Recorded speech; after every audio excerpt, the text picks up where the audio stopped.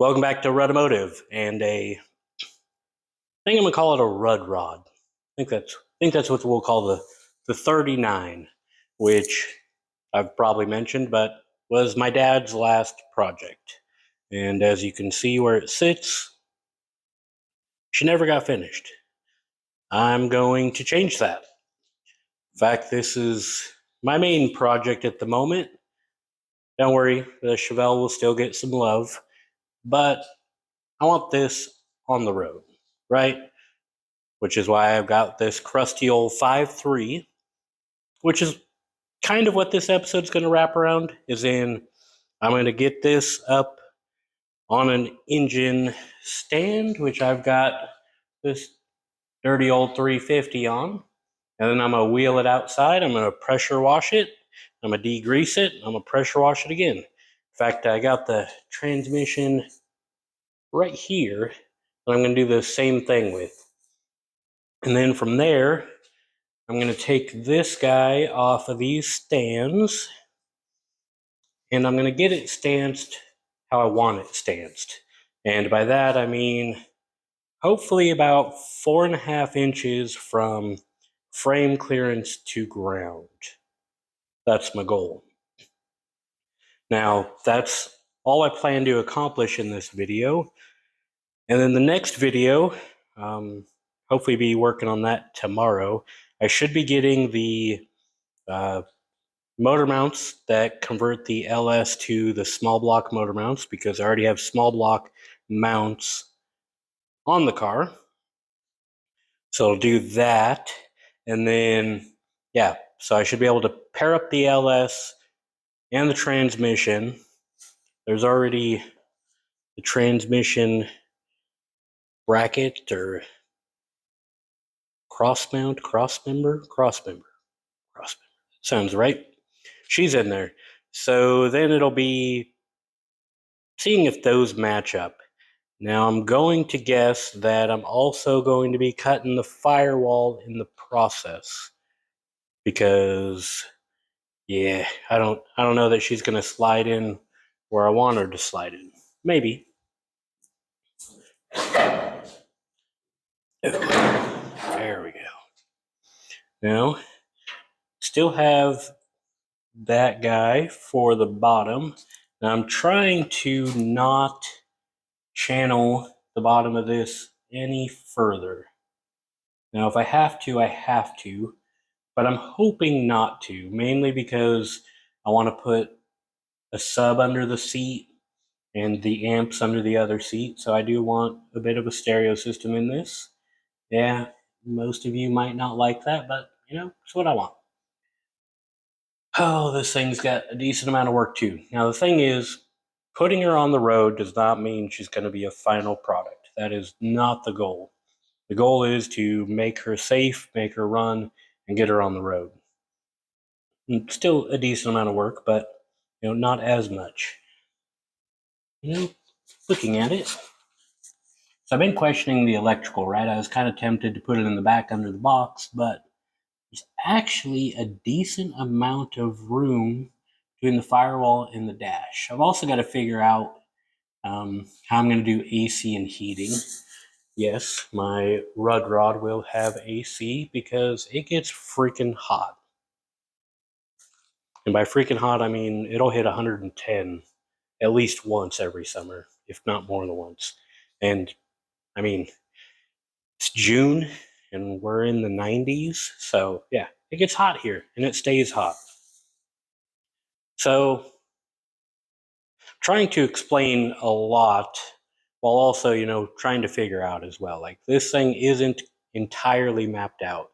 I need to go back and I need to measure my frame rails to figure out how big of a fuel cell I can fit in the back, right? Which has got to fit in here. Another thing that I'm going to have to figure out is how I'm going to drop the back as much as I drop the front, which might be interesting considering I was hoping to drop it a good 6 inches. So I might have to modify the back. Maybe. I don't know. We'll see. But I switched to doing it this way because originally I was CAD modeling in SolidWorks, completely custom frame for this. I was going to go all-wheel drive, turbo LS. I was going to, full roll cage it. She was going to be essentially a street legal race car, as in probably not very comfortable, but pretty damn wicked. And then the more I looked at it, the more I realized that takes away all of my dad on this truck, his truck. I don't want to do that. Probably going to take a decent portion of him out of this, sadly, but I'm going to mix me in with it. And I think ultimately that's what my dad would want. And that's what I'm going to do, right? I'm also going to do things like, these guys are rotted, but it doesn't mean they won't look pretty on the wall. So I'm going to put them on the wall, put the chrome rings on them, clean them up, and they'll be decor at some point. So, I'm not just throwing everything away.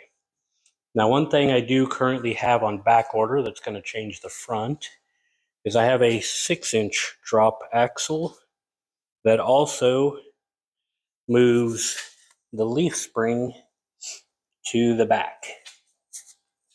So then I get a good amount of drop. So my assumption, I need to measure and verify, is that this is just a 4-inch drop.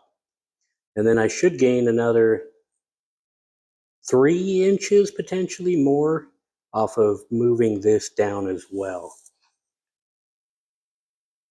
Will that create other problems? Potentially. But I'll figure that out when I get there. I think I've talked enough.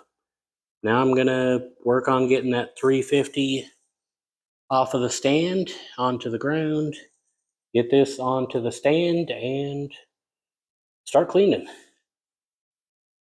Let's get to work.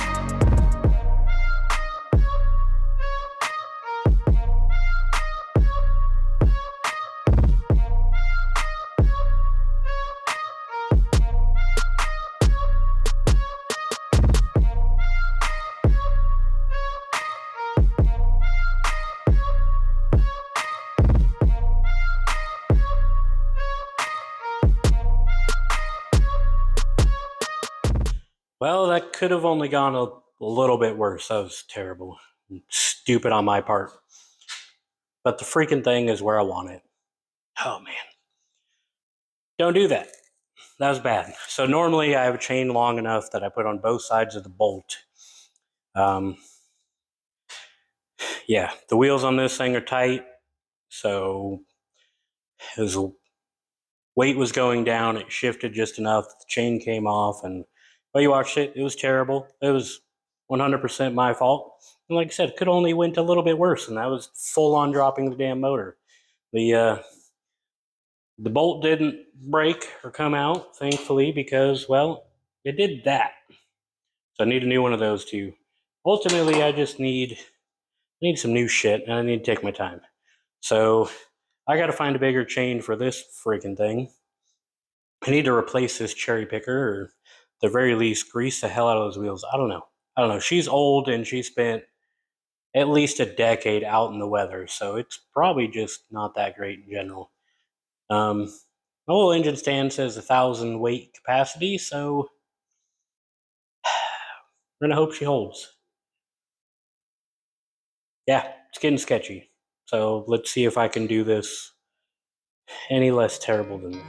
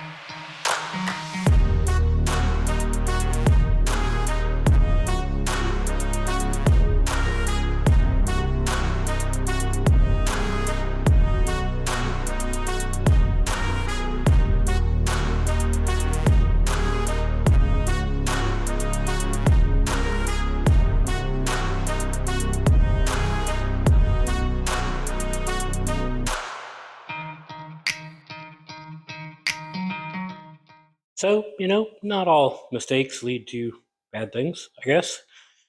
After I dropped a 350, I didn't full on drop it, but I might as well have. Decided that it was time to up my game a little bit. And I need to go through still and at least grease the wheels on the cherry picker, but I got this new fancy guide you just seen, and now I can do these things properly. So I just wanted to pop in here and show this off to try and make up for my mistake a little bit. Much, much better. It really wasn't that expensive either. I'm probably in $60 between this guy and the chains and stuff. So definite improvement. I'm going to make it a lot easier to load this into, well, anywhere I need it. Now, of course, when it goes into the truck, there'll be a transmission here. But I'll figure it out, right? Learning as I go. And that was just a quick pop in. Let's get this thing cleaned.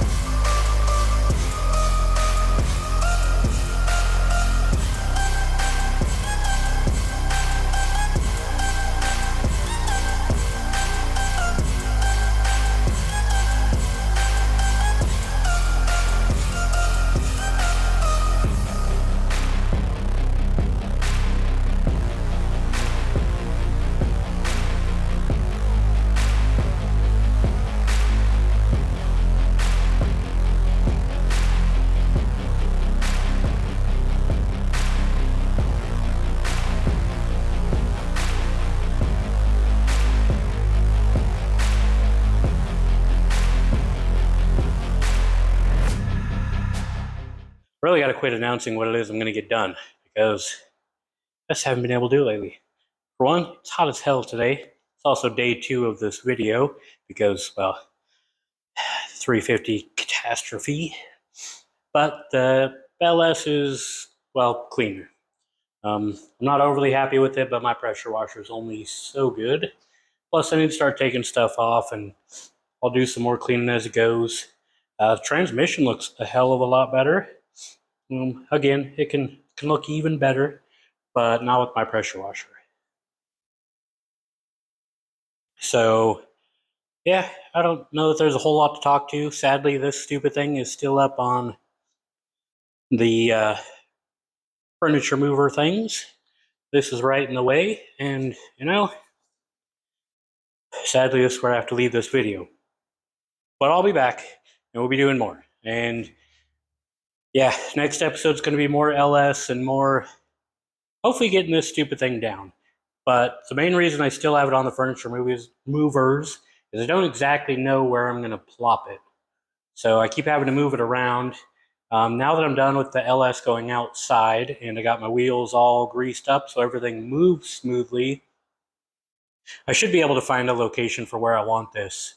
I was really hoping to get my parts this weekend, and I didn't, so that kind of killed my motivation a bit. So I didn't get as much done as I should have and wanted to, blah, blah, blah. Excuses, whatever. We'll be back, so stay tuned.